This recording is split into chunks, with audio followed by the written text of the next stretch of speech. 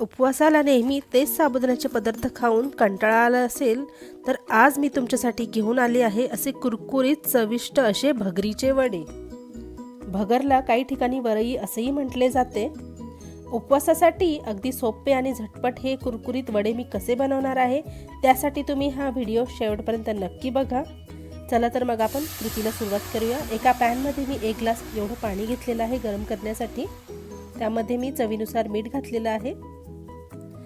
मिठाला आपण व्यवस्थित इथे एकत्र करून घेणार आहोत आणि पाण्याला इथे उकळी येऊ द्यायची वाट बघायची आपल्याला। पाण्याला उकळी आल्यानंतर इथे मी अर्धी वाटी एवढी भगर घालणार आहे।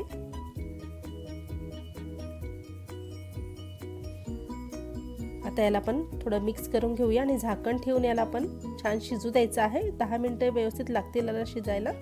हे बघा पाणी व्यवस्थित सगळं आटलेलं आहे। 10 मिनिटांनंतर तुम्ही पाहू शकता आणि भगरही व्यवस्थित शिजलेली आहे। आता भगर थंड होईपर्यंत इथे मी 3 वाटे एवढी मीडियम आकाराचे उकडलेले बटाटे घेतलेले आहे। बटाटे मी इथे व्यवस्थित असे किसून घेते आहे जेणेकरून याच्यामध्ये गुठळ्या राहता कामा नये।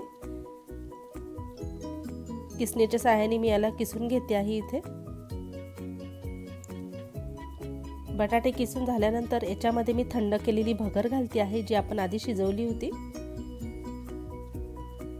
त्यानंतर याच्यामध्ये मी भरपूर अशी कोथिंबीर घालते आहे। तुम्हाला जर नसेल चालत तर तुम्ही नका घालू इथे। आणि इथे मी 4-5 मिरच्या इथे मिक्सरला वाटून घेतल्या आहे। थोडं जिरंही घातलेलं आहे याच्यामध्ये।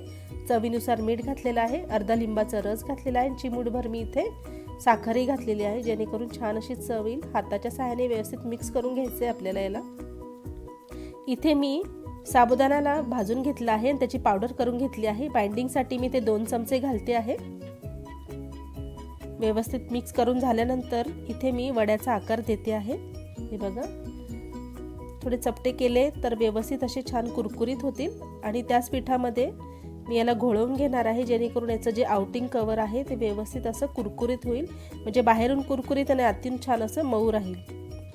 तेल छान गरम झाल्यानंतर याच्यामध्ये आपण एक एक वडे असे तळून घेणार आहोत। हे बघा किती सुंदर रंग आलेला आहे वड्यांना। असेच मी सगळे वडे तयार करून घेतले आहे आणि त्यासोबत मी सर्व केला आहे उपवासाची शेंगदाण्याची चटणी ज्याची मी व्हिडिओ आधी पण चॅनलला टाकलेला आहे। तुम्ही नक्की जाऊन बघा।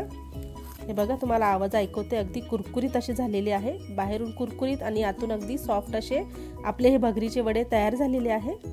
तर तुम्हीही उपवासाला हे भगरचे वडे नक्की एकदा करून बघा आणि तुम्हाला ही रेसिपी कशी वाटली आहे तुम्ही कमेंट करून नक्की सांगा। व्हिडिओला लाईक करा, शेअर करा, चॅनलवर नवीन असाल तर लगेचच सबस्क्राईब करा। पुन्हा एकदा भेटूया अशाच एका स्वादिष्ट रेसिपी सोबत। तोपर्यंत धन्यवाद।